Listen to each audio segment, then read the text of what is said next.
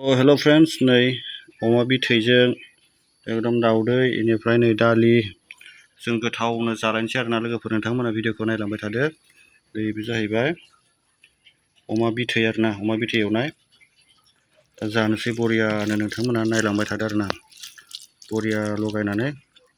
बिथिं दाउदै एकदम बरियानो जानोसै नै लोगोफोर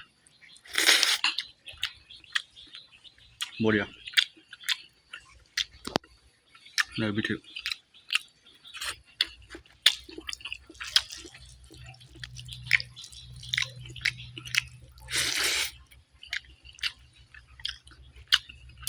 गोथाव बेफोरानो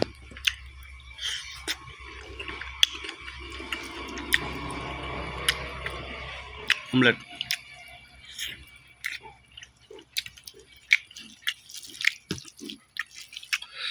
गोथावनो जानोसै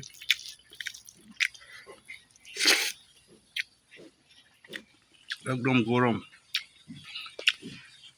बोथोरा गरम बेनिखायनो गस्लाबो गाननो हाया